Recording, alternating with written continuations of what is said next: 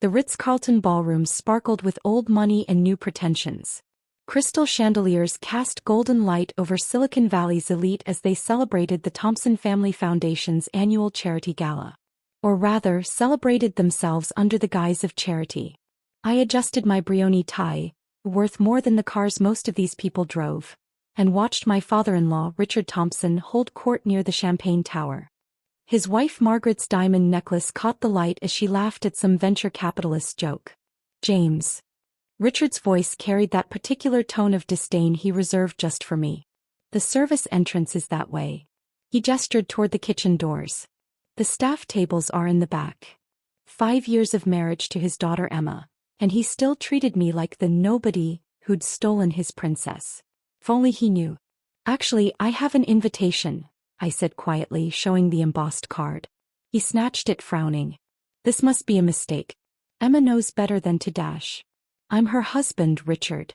We've been married 5 years. Yes, he smirked, and still working in, what was it again? Data entry. Close enough to the truth to maintain my cover, far enough to feed his contempt. I'd learned early on that the best way to hide was to let people believe what they wanted to see.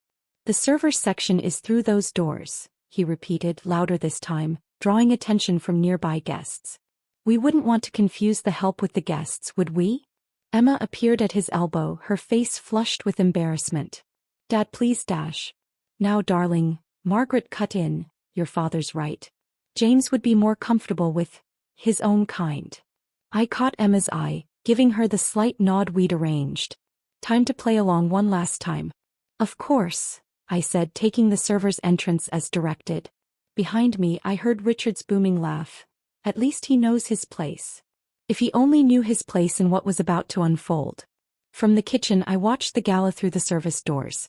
Richard worked the room, bragging about Thompson Technologies' latest contracts, their expanding market share, their upcoming merger with Silicon Valley's biggest names.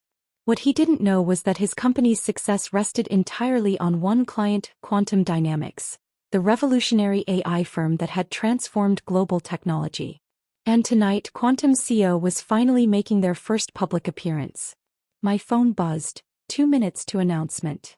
I straightened my tie and smiled at the actual servers, who'd been quietly taking direction from me all evening. Every detail had been planned, every moment choreographed. Richard clinked his glass, calling for attention. Distinguished guests, as chairman of Thompson Technologies, I'm honored to announce our biggest partnership yet. Quantum Dynamics has chosen us to dash. Actually, a smooth voice interrupted, we should discuss that. Alexander Chin, Quantum's chief operating officer, stepped forward. I'd worked with Alex for years, though Richard had never bothered to learn who really ran the company he desperately wanted to impress. Where is your CEO? Richard asked, looking around the room. I was told they'd be here tonight. Oh, they are, Alex smiled, checking his watch. In fact, the main doors opened. Heads turned, expecting another Silicon Valley titan in an expensive suit. But there was only silence. I don't understand, Richard frowned. Where dash? Your CEO is already here, I said, stepping out of the service entrance. Has been all evening. The Champagne Tower trembled as Richard spun around, his face draining of color. No, he whispered. That's impossible. James Carter, Alex announced to the room, founder and CEO of Quantum Dynamics. The youngest CEO on the Fortune 500 and the mind behind the AI revolution that's transformed modern technology.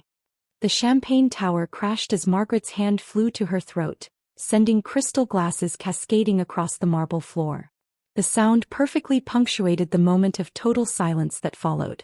Emma moved to my side, taking my hand. She'd known all along, had helped maintain my cover while I built Quantum from nothing into a global powerhouse. But you work in data entry, Richard stammered. You live in that tiny apartment. A cover, I replied calmly. One you were all too happy to believe.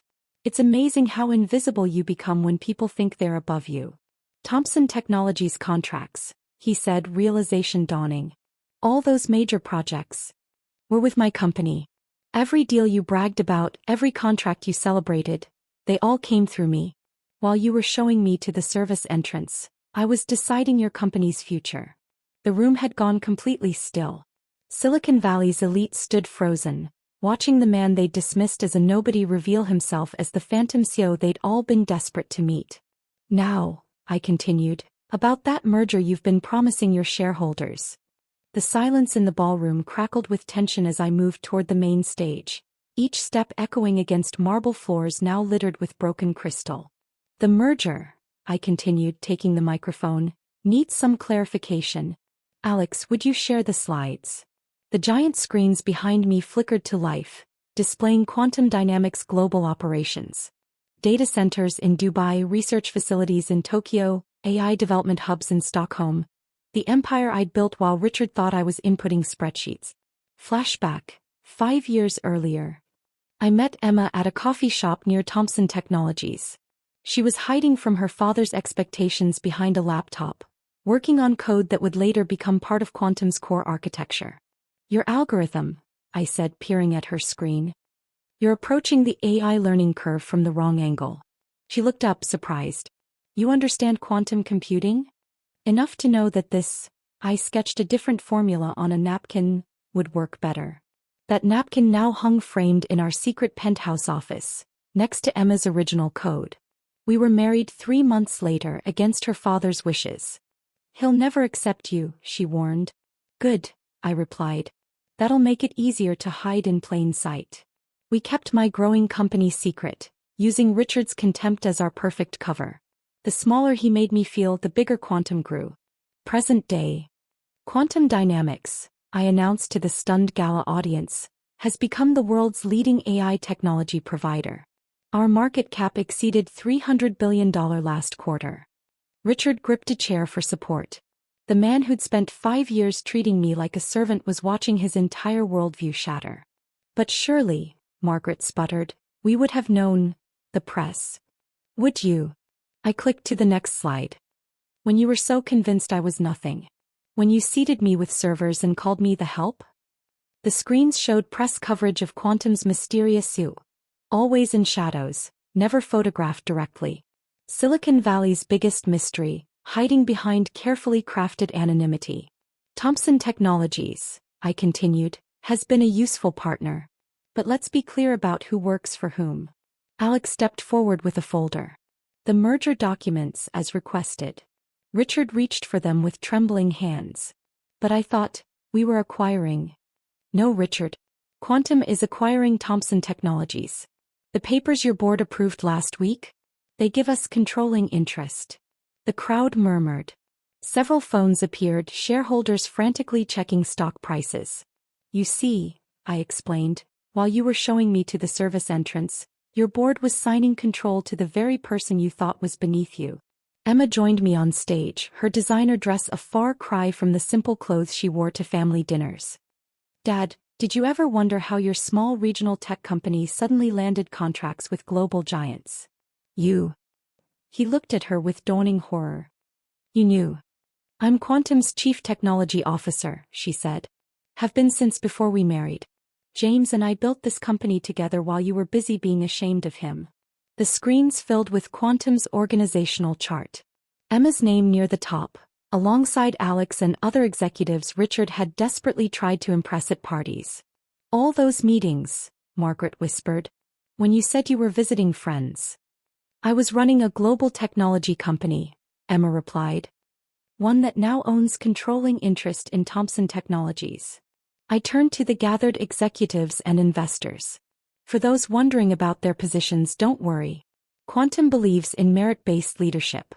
Unlike some, we don't judge people by their social status or family connections. Richard's face had turned an interesting shade of gray.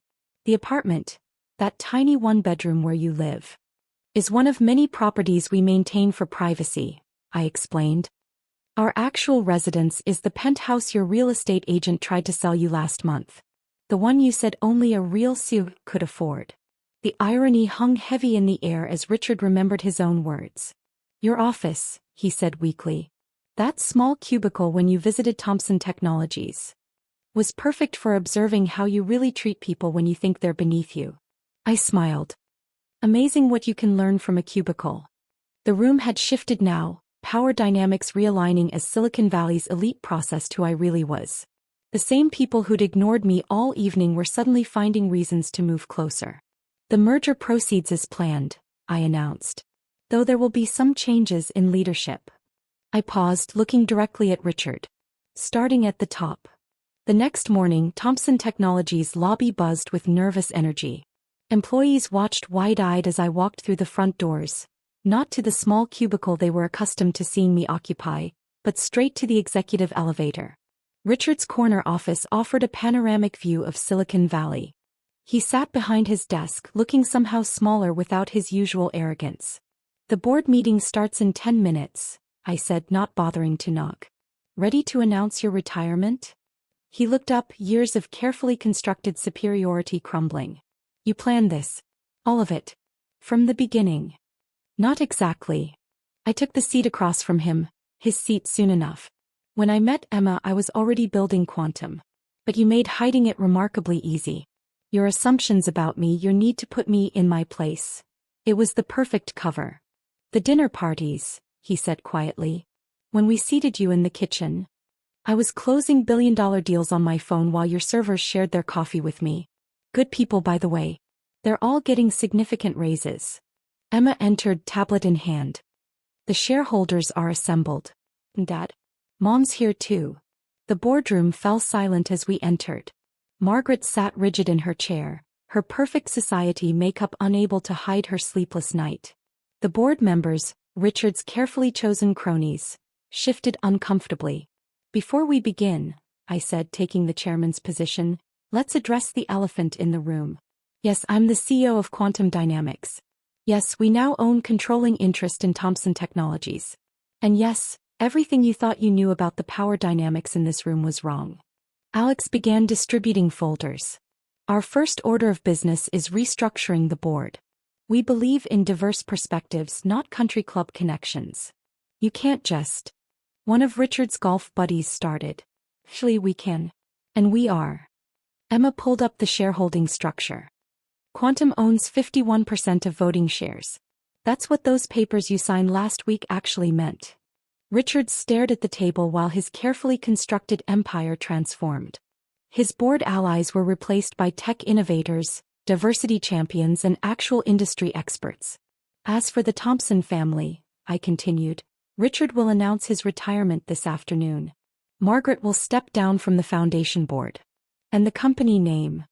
You're erasing us completely?" Margaret's voice trembled. "No. Unlike you, we don't believe in erasing people." I clicked to the next slide. "Thomson Quantum Technologies. A partnership if you're willing to earn it." The next hour outlined our vision. Merging Thomson's regional connections with Quantum's global innovation. Real charity work, not social posturing. Merit-based advancement, not family ties. "And my position?" Richard finally asked. "Advisory board," Emma answered. "If you can adapt to not being in charge. We're offering you a chance to be part of something bigger than your ego, Dad."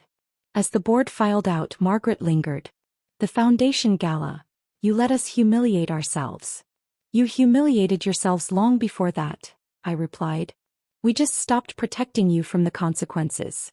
The next few weeks transformed Thomson Technologies. The servants' entrance became a shared employee entrance for everyone. The executive dining room opened to all staff. Merit replaced nepotism in promotions. Real charitable initiatives replaced social photo ops. Richard struggled with his new reality. I'd catch him staring at my office, his old office, with a mix of resentment and dawning respect. 1 month after the gala, he appeared at my door. "The coding program for underprivileged students. It was your idea?" "Emma's actually." She never forgot how you dismissed her interest in programming as unfeminine. He nodded slowly. "I've been watching how you run things. It's not what I expected. Because I don't need to prove my worth through other people's humiliation. I deserve that," he admitted. "And more." "True. But this isn't about revenge, Richard. It's about building something better than what your pride created." The company newsletter that week featured our first joint project, a tech education center in the same neighborhood where I'd grown up. The photo showed Richard working alongside the maintenance staff he'd once ignored, setting up computers for local kids. Emma found me looking at the picture. "He's trying," she said. "I know. That's more than we expected. At that evening's board meeting, Richard sat quietly in his advisory role, taking notes instead of giving orders. Margaret had joined the foundation's actual charitable works, discovering she had a talent for connecting with people when she stopped ranking them by status. My phone buzzed with a message from Alex. Annual Tech Conference wants you as keynote speaker. Ready to go public officially? I looked around the boardroom. At Richard learning to listen. At Margaret learning to serve. At the company transforming from a symbol of privilege to a force for change. Schedule it, I replied. Time to step into the light. The next morning I drove my usual modest car to the office. The security guard, who'd once been instructed to direct me to the service parking, smiled and waved me to the CEO's spot. Still can't believe they never knew, he said. Sometimes, I replied, the best way to see people's true character is to let them think they're above you. In my office I found a handwritten note from Richard. I spent years looking down on you, never realizing I was the one who needed to rise. Thank you for showing me what real leadership looks like. Your father-in-law, if you'll still have me as one. I pinned it next to Emma's original code and the napkin where our journey began. Sometimes the greatest victory isn't in proving others wrong, but in giving them a chance to prove themselves better. The company announcement went out that afternoon. Thomson Quantum Technologies, building tomorrow together. Below the headline was a photo of the entire staff, executives, maintenance workers, security guards and cafeteria staff, all entering through the same door. Because sometimes the best revenge isn't revenge at all. It's transformation.